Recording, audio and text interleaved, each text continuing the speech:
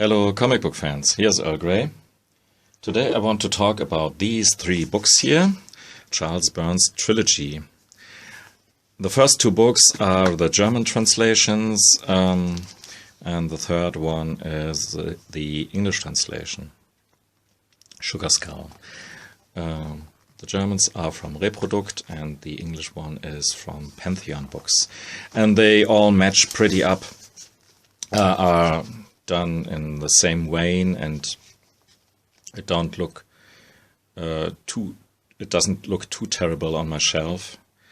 And even with this art book here, which is a bit smaller but pretty similar to the other books, and this is done by a French publisher, Cornelius, which gave us the Love Nest art book as well. But I will talk about this one a bit later. It consists out of sketchbook material, bonus material, story parts that were left out in this in the finished story and stuff like that.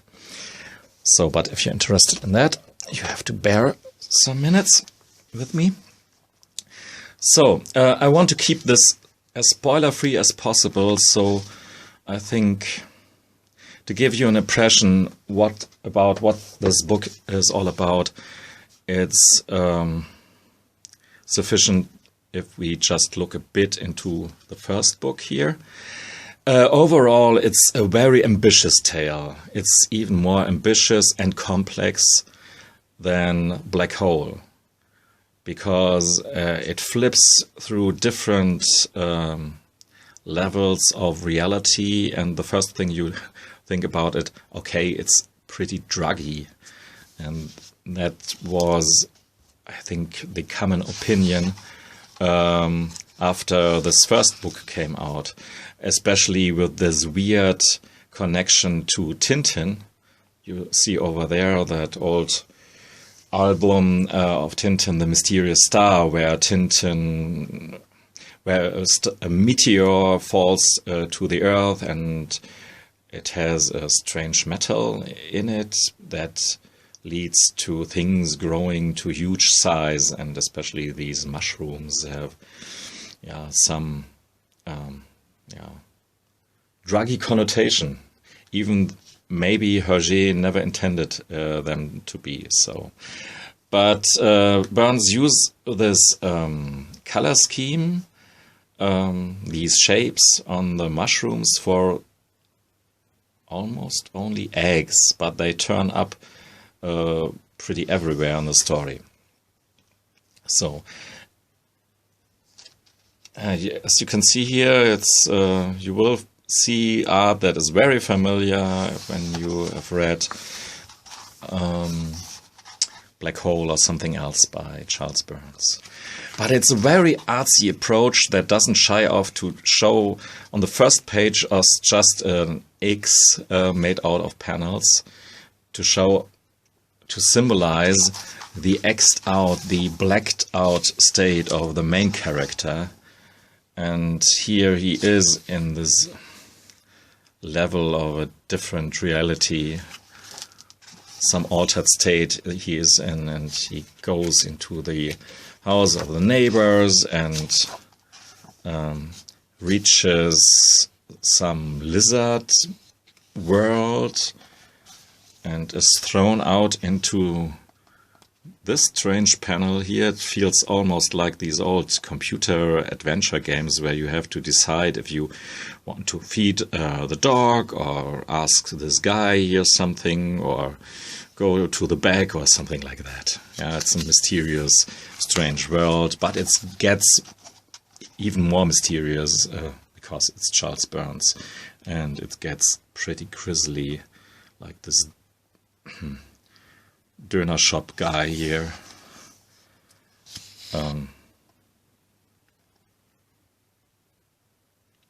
Hey, I like my doner kebab like everyone else, but this is not good. And he finds this little guy, or this guy finds him, and together they go to this strange wonderland. But already the levels of reality are shifted again, are shuffled again, and here we see in the cellar room Doug's dead and drawn more realistically, and this starts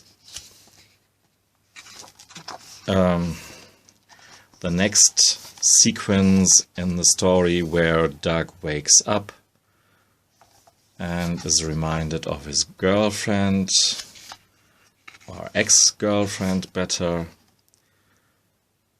and he has serious issues. He's a very weak guy who can't really tackle his everyday life, and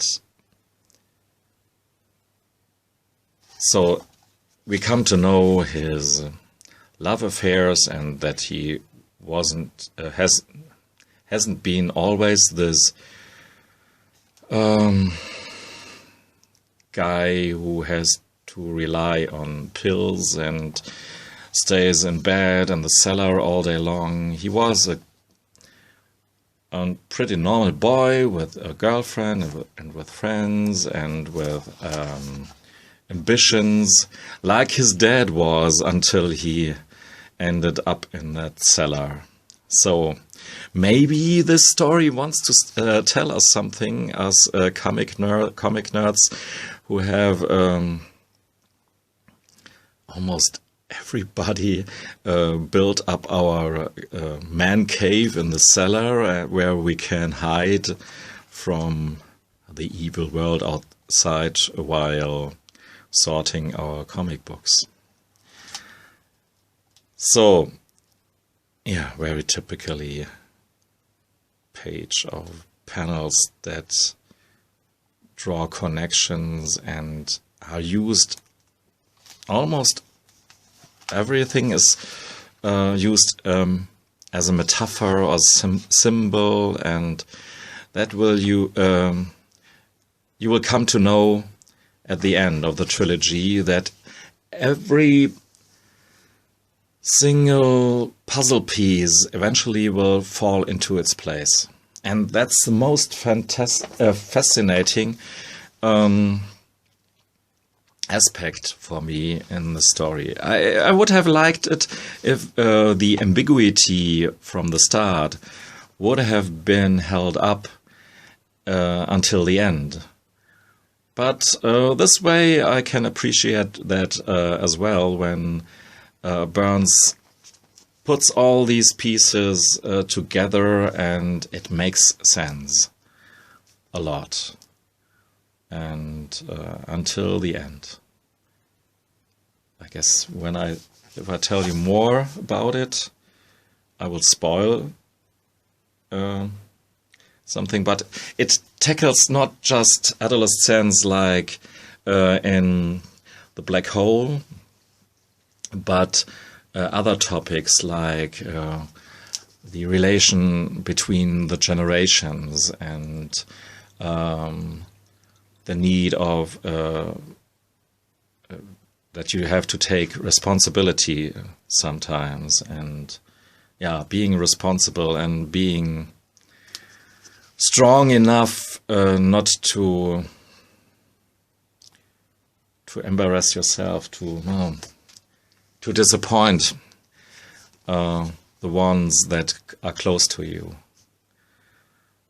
Yeah, it's to get out of your emo sinkhole, maybe.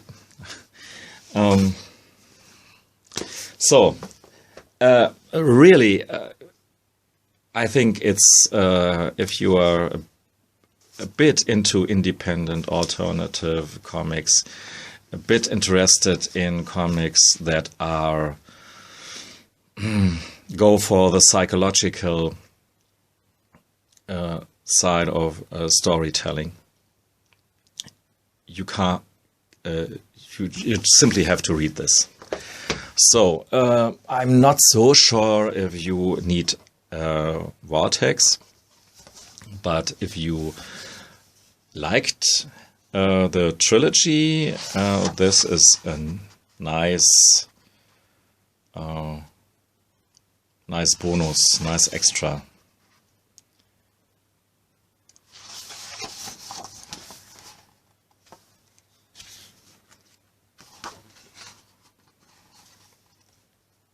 Yeah, as I said, there are some story parts and pieces which could have been included in the trilogy, but for whatever reason they haven't been included. He plays around a lot with this symbol here, which can mean that it's the head of Tintin with this hair, or it's this girl's face with a crown, or it's an egg with some DNA in it, or it's a semen cell, or it's a female vagina with some pubic hair above. It's pretty, especially if it's colored this way. It's pretty ambiguous, and this shows, but this shows the themes that Charles Burns tackles with this book here.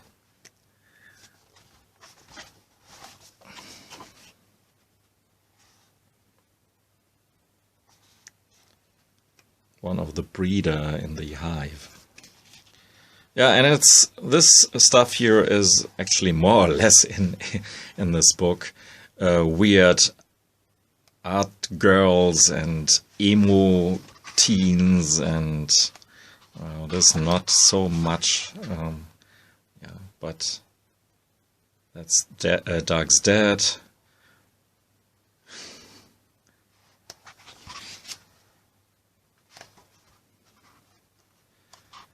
And a lot of covers for issues that never appeared.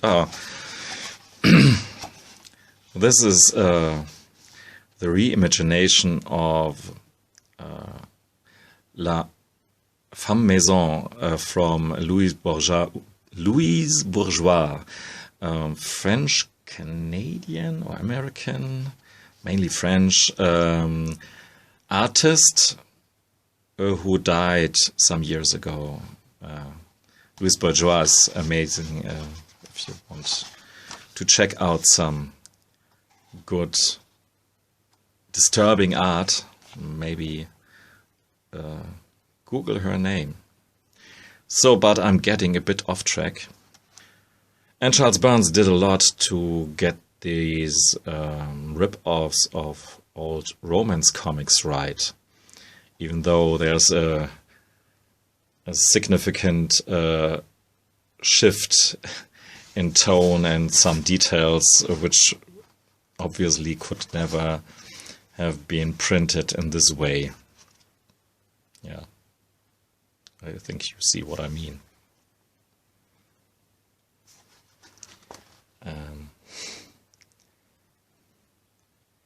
But that these are a bit just one-page jokes that would have been funny in the 60s, actually. No, it's not so funny, but it's nevertheless beautiful art from Charles Burns. Some with these made-up letterings with this fantasy font over there. So, if you have some buckets, so if you have some bucks or euros to spend, still look up this book, Vortex, from Cornelius. This was my overview of Charles Burns comics for the time being. I'm pretty sure when Fantagraphics will put out that studio edition of Black Hole with the facsimiles of his original drawings for a black hole. I will get that and will do another panellogy. So, but until now, thanks for listening and watching. Goodbye.